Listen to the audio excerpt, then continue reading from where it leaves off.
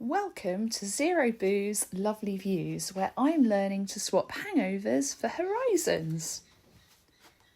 Today I had the pleasure of sampling the Erdinger isotonic drink. I saw this on the shelf and I was really confused about what it actually was, because I always thought an isotonic drink was something like Lucozade rather than something you'd find in the beer aisle. The label also looks quite intimidating to me. It looks quite pro-level and something that I wasn't sure I was ready to sample. Apparently this is marketed in Germany and Europe as a fitness recovery drink. It has a similar salt and sugar concentration to what your body does, and it rehydrates and replenishes after exercise. And it contains lots of vitamins like B9 and B12.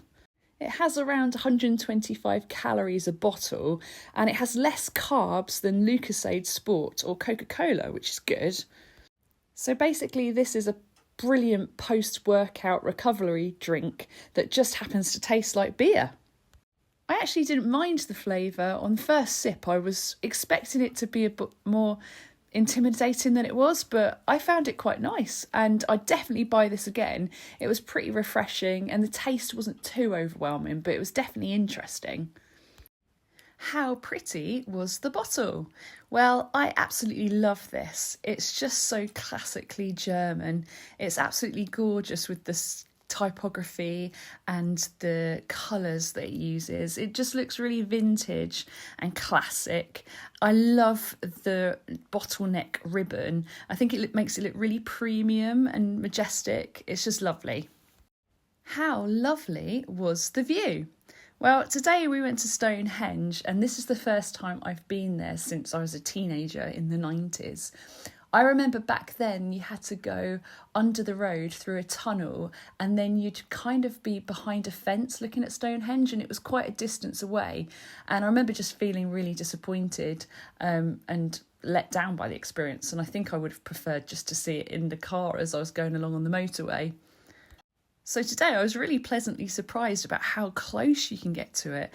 There's no fence obstructing the views, so it was just really nice experience and well worth the money. We arrived pretty early. I think we were there by about 11:15, and we got the shuttle bus because I think it's about 1.25 mile walk to get there, which I would have done if I wasn't with my 8-year-old. And so we got a seat on the shuttle bus really quickly. But when we were travelling back, I noticed the queues had doubled, if not tripled. So definitely try and get there early.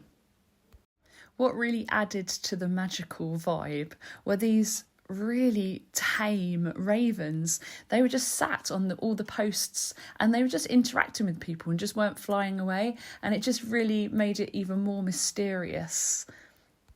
We had a quick look in the museum and I really was impressed by these huge screens. They played animations which were really immersive, and you got a really good atmosphere from what it used to be like back when Stonehenge was constructed. Did we have a pub stop? Well, we didn't today, but we hit the gift shop instead, and I was really pleasantly surprised by that. There was loads of things in there that caught my eye. There was lots of really cute t-shirts. I loved all the designs, and the Christmas stuff was brilliant. I was really tempted by a Christmas jumper. And what was really cute was they had like a woolen hat section. I love the Christmas pudding one here, and again, I was thinking about buying it. There was a whole section on sheep, and these scarves and hats were adorable. And all the designs were very 70s and psychedelic almost, which really is like my favourite type of artwork.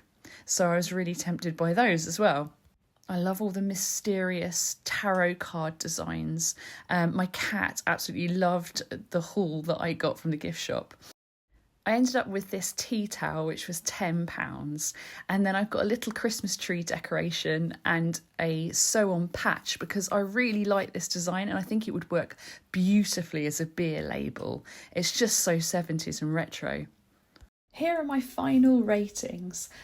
Just as a disclaimer, I know absolutely nothing about beers, lagers and ales. I'm just starting my journey, so hopefully my taste buds will become more sophisticated over time. Thanks for watching!